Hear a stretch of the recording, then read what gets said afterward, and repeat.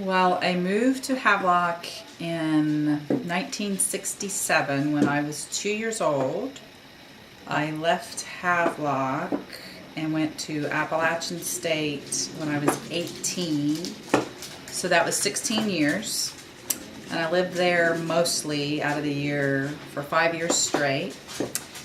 And then I was gone from Havelock from really around 1983 until 2003, and I've been back living in Havelock since 2003. So that's almost 10 years. So really a total of probably around 26 years out of my 46 years of life.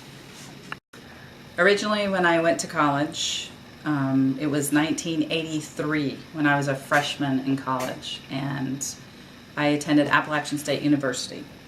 And I didn't know what I wanted to be when I grew up.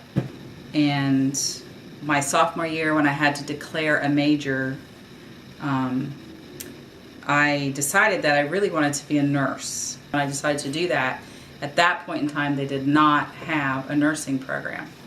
So my first choice, I was kind of stuck.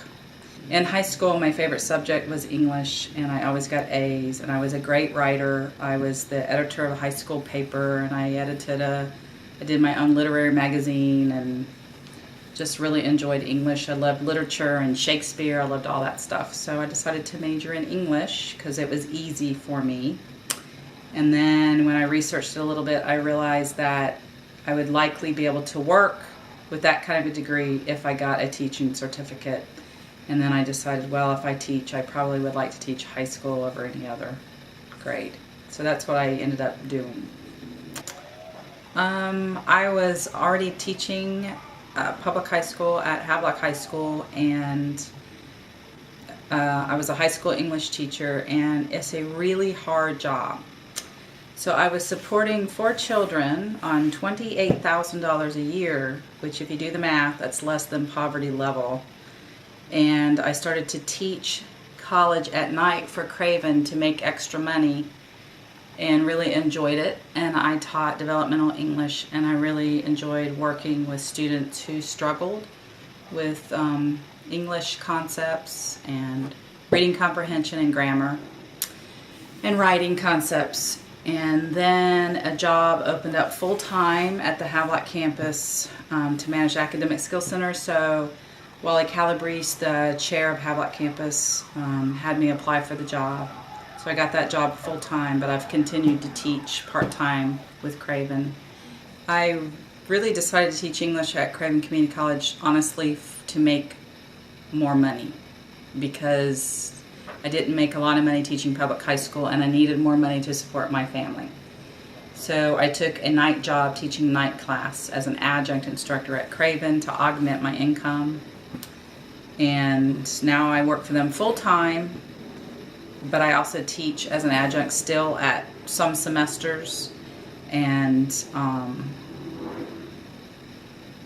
at Craven probably because I do like Craven Community College. I think we do a great job at servicing the community here.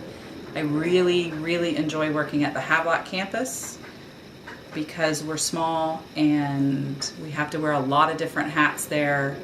And it's hard, and if you can do it well, which I think we do, then it makes you feel more fulfilled. When I was growing up in Havelock, size-wise it was smaller, and the main strip of 70 down through Havelock, where Slocum Housing and Slocum Shopping Center, all that area, that was our main place to go to shop. And actually it was a nice small little area, like kind of like your old time town square kind of thing. We had department store and several of those, and banks, and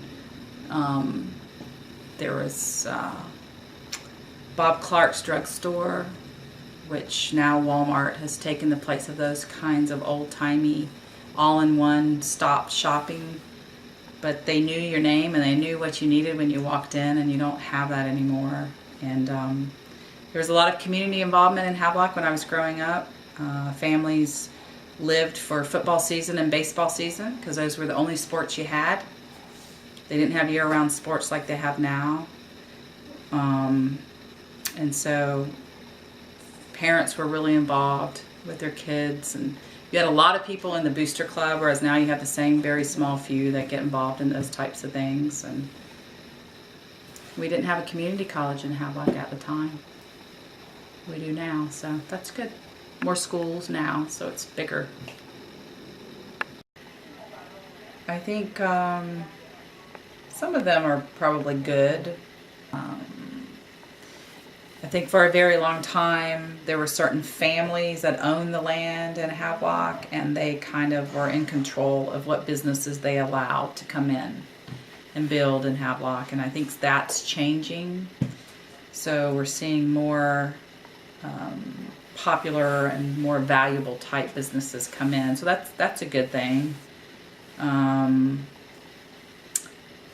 Havelock has more schools, and it has 3 schools that children attend year round, as opposed to a traditional schedule with the other schools. So that's a change, and that can be hard on families. I have, since 2003, have always had children on different school schedules. I don't know how much the changes really have affected me as far as the city of Havelock is concerned, but I think the changes more so in the culture of the youth today, makes it more difficult for parenting and the challenges of parenting. And there aren't many opportunities and activities for youth to get involved with in Havelock, unless you have faith and you're involved with the church maybe, and you can do youth group type stuff. So that can be difficult, I think, for the average parent in Havelock, and sometimes it's been difficult for me. I've been at Craven now in my 5th year, and I've been at the Havelock campus the whole time, but it has changed quite a bit. A couple years after I came over to Craven in 2008, our old president left. His name was Scott Rawls, and Dr. Chu came in as president, and she and he are very different in personality. And when she came in, she actually reorganized the structure of Craven and the organizational chart of administrative positions and so on and so forth. So that was a big change for the school. There were people whose jobs were phased out. There were people who'd been there for 20, 30 years who, like I said, they restructured things, and maybe their job was no longer there, so they left. I think that there was a strong need for kind of a cleaning up and for some reorganization, for streamlining processes and having certain positions be housed in the areas that they need to be housed in order to best service students, because we provide service for a fee, and it's important that we understand who the stakeholders are that we service and what they need. And I think the reorganization was important. For some people it was bad because they lost their jobs. And I think for the most part it's been positive, the changes that I've seen. I've had times where I worried about my job because they've had such drastic budget cuts at times. The budget cuts have affected my area and the amount of money I have to pay people. So sometimes the tutoring I can provide is more limited to students. And then what happens is once the word gets around that we don't maybe have certain types of tutoring, or tutoring only in certain hours of the day, then students don't come in as much. So our activity level can drop sometimes. But for the most part, we stay really, really busy. So lots of changes, and they affect you in different ways.